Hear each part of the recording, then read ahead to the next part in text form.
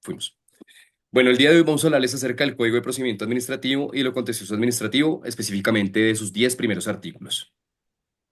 El artículo primero nos habla sobre la finalidad de la parte primera. Contiene en primera medida proteger y garantizar los derechos y libertades de las personas y la primacía del interés general. Recordemos que esta es la finalidad de la administración pública, pero este principio del interés general no puede ser absoluto porque tendría que sopesar sobre el resto. También nos habla de la sujeción de las autoridades a la Constitución y a los demás preceptos del ordenamiento jurídico, que es el principio de legalidad puro y escrito. Nos habla del cumplimiento de los fines esenciales del Estado consagrados en el artículo 2 de la Carta Política. Nos habla del funcionamiento eficiente y democrático de la administración y de la observancia de los deberes del Estado y de los particulares. Esta es una cláusula del Estado social de derecho que nos habla de los deberes sociales que están en cabeza del Estado y de los particulares. El ejercicio de estos derechos y libertades reconocidos dentro de la Constitución implica también las responsabilidades. Toda persona está obligada a cumplir la Constitución y las leyes y a respetar los derechos ajenos y a no abusar de los propios. En el siguiente artículo encontramos el ámbito de aplicación de las normas de la parte primera de este código, que se aplicarán a todos los organismos y entidades que conforman las ramas del poder público y a los particulares que ejerzan estas funciones. Adicionalmente, encontramos dos secciones. La primera de ellas es los procedimientos militares y de policía. Estos procedimientos están exentos de la aplicación de esta primera parte, ya que al tratarse de reacciones inmediatas para salvaguardar el orden público, no habría lugar a la aplicación de todas las ritualidades y formalidades de esta parte del código.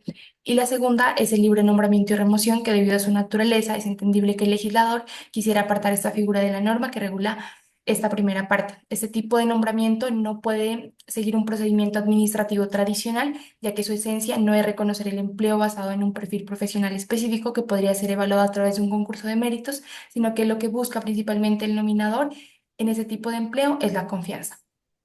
Ahora bien, vamos a hablar de los principios. El CEPAC establece un conjunto de principios fundamentales que rigen la actividad administrativa y los procedimientos contenciosos administrativos en Colombia. Estos principios no solo se derivan del derecho administrativo tradicional, sino que han evolucionado en la marco constitucional de 1991, garantizando la transparencia, eficiencia y legalidad en la actuación de las autoridades públicas. A continuación, analizaremos los principios más relevantes, su evolución constitucional, impacto en la gestión pública y su relación con otros artículos de este código. El primero es el principio del debido proceso. Las actuaciones administrativas deben adelantarse conforme a las normas preestablecidas, garantizando los derechos de defensa, contradicción y representación. Su evolución ha fortalecido la tutela judicial efectiva y el control de la actividad administrativa sancionatoria, prohibiendo la arbitrariedad estatal. Asimismo, tenemos el principio de igualdad, el cual dice que se debe otorgar el mismo trato a todas las personas, salvo cuando existan situaciones de debilidad manifiesta que justifiquen un trato especial. Su desarrollo constitucional se encuentra en el artículo 13 de la Constitución, que protege las poblaciones vulnerables. Asimismo, tenemos el principio de imparcialidad, en el cual se exige que las autoridades actúen sin favoritismo ni intereses personales, garantizando la equidad en la toma de decisiones. Se relaciona con la prohibición de conflictos de interés y el derecho a la igualdad en los procedimientos administrativos. Por otro lado, tenemos el principio de buena fe, el cual es transversal y obliga a las autoridades a actuar con rectitud y confianza en los ciudadanos, evitando exigencias desproporcionadas o interpretaciones arbitrarias en la norma. Este también es un principio fundamental en el derecho que se basa en la confianza mutua y en la honestidad entre las partes involucradas en una relación jurídica. Además, este principio exige la diligencia y la lealtad en el cumplimiento de los deberes y prohíbe actuar de manera contraria a lo que se ha prometido o acordado. Del mismo modo, tenemos el principio de moralidad que exige que las actuaciones administrativas se ajusten a los valores éticos, evitando la corrupción y garantizando la transparencia. Su desarrollo constitucional se encuentra en el artículo 209 de la Constitución y ha sido reforzado por la jurisprudencia en casos de control disciplinario y lucha contra la corrupción. Por otro lado, tenemos el principio de participación, en el cual se debe promover por parte de las autoridades la intervención de los ciudadanos y organizaciones en la formulación, ejecución y control de gestión pública. Del mismo modo, tenemos el principio de responsabilidad, en donde sus agentes deben asumir las consecuencias de sus decisiones y actuaciones. Por otro lado, tenemos el principio de transparencia, el cual tiene su base en el artículo 109 de la Constitución Política de Colombia, el cual dispone que la función administrativa debe estar al servicio del interés general y fundamentarse en los principios de igualdad, moralidad, eficacia, economía, celeridad, imparcialidad y publicidad. Ahora bien, el principio de publicidad complementa este de transparencia al exigir que los actos administrativos y procedimientos sean divulgados de manera efectiva para que los ciudadanos tengan conocimiento de ellos. Por otro lado, tenemos el principio de coordinación, el cual establece que las entidades y autoridades públicas deben armonizar sus funciones y actuaciones para evitar duplicidad de esfuerzos y mejorar la eficiencia en la gestión administrativa. Asimismo, tenemos el principio de eficacia, el cual establece que la administración pública debe garantizar que los procedimientos administrativos cumplan su finalidad de manera efectiva, asegurando las decisiones sean adaptadas, logren el impacto esperado en la sociedad. También tenemos el principio de economía, que implica que la administración pública eficientemente, actúe con austeridad y eficiencia, optimizando el uso del tiempo, los recursos humanos y los recursos financieros para alcanzar los objetivos en el menor costo posible. Y por último, tenemos el principio de celeridad, del cual exige que la administración impulse los procedimientos de manera diligente, evitando demoras injustificadas y garantizando las decisiones que adopten los plazos establecidos.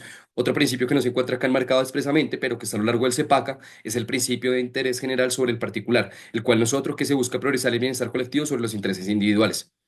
Ahora bien, vamos a hablar acerca del artículo 4 de formas de iniciar las actuaciones administrativas. En numeral uno, que se refiere a por quienes ejerciten el derecho de petición en interés general. Este se relaciona con el principio de participación, transparencia y publicidad, eficacia, celeridad, legalidad. Por el otro lado, tenemos el numeral 2, por quienes ejerciten el derecho de petición en interés particular, que se relaciona con el principio de igualdad, buena fe, imparcialidad, economía y celeridad. El numeral 3, por quienes obren en cumplimiento de una obligación legal, se refiere al principio de legalidad, responsabilidad, eficacia, coordinación. Y por último, el por el cual las autoridades actúan oficiosamente, que se relaciona con los principios de interés general sobre particular, moralidad, eficacia, celeridad y coordinación.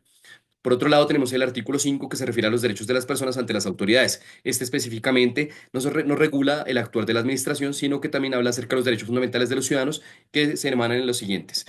El primero es presentar peticiones en cualquiera de sus modalidades, que se relaciona con el principio de participación ciudadana. El numeral 2 es conocer, salvo expresa reserva legal, el estado de cualquier actuación o trámite, que se relaciona con el principio de transparencia. El numeral 3 se refiere al salvo reserva legal, obtener información que reposa en los registros y archivos públicos, que se relaciona con el principio de transparencia. El numeral 4 que se refiere a obtener respuesta oportuna y eficaz de sus peticiones, que se relaciona con el principio de celeridad y el principio de participación ciudadana. El numeral 5 que es ser tratado con respeto y se relaciona con el principio de dignidad humana. El numeral 6 que es recibir atención especial y preferente si se trata de personas en situación de discapacidad, que se relaciona con el principio de igualdad. El numeral 7 es exigir el cumplimiento de las responsabilidades de los servidores públicos y se relaciona con el principio de legalidad y de responsabilidad. Y el numeral 8 también se refiere a formular alegaciones y aportar documentos u otros elementos de prueba, que se relaciona con el debido proceso. Por último, el numeral 9 es cualquier otro que reconozca la Constitución y las leyes y garantiza los derechos de las personas.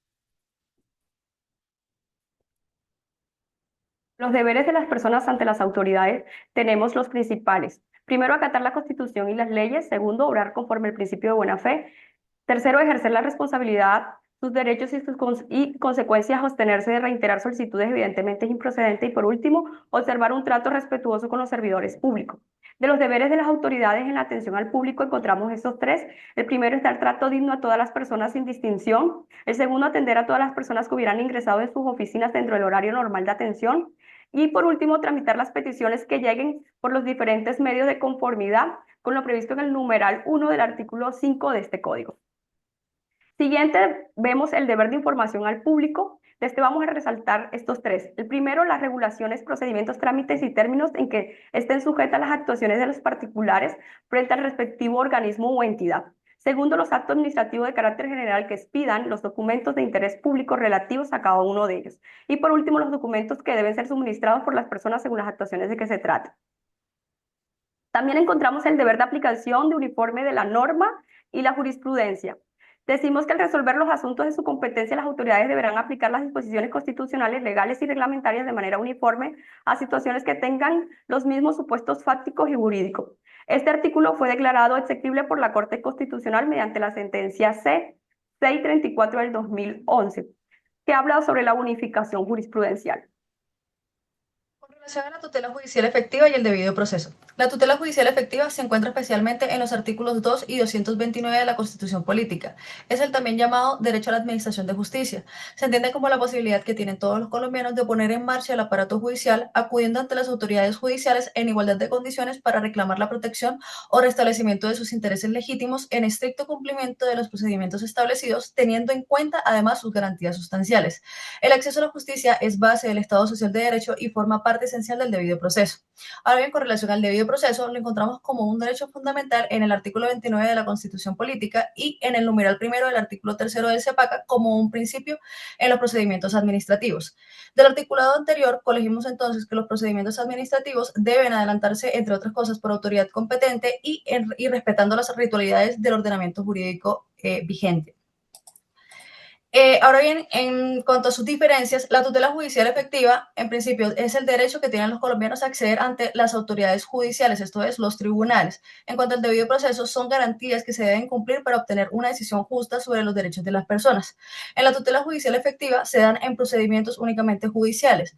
En el debido proceso se da tanto en procedimientos judiciales como en procedimientos administrativos de otras entidades públicas o privadas que no necesariamente deben ser jurisdiccionales. En la tutela judicial efectiva permite que los problemas jurídicos en materia administrativa sean atendidos ante un juez imparcial. En el debido proceso indica que los procedimientos deben ser adelantados por autoridad competente, que no obligatoriamente debe ser un juez de la República. En la tutela judicial efectiva se obtiene mediante acciones y recursos que el ordenamiento jurídico dispone. En el debido proceso se deben cumplir las formas propias de cada juicio. Ahora bien, la tutela judicial efectiva es parte del debido proceso. Es dable inferir que la posibilidad de acceder a la justicia se dé en cumplimiento de las garantías que protegen a las partes en el proceso en virtud del debido proceso como un principio y derecho fundamental. Muchas gracias.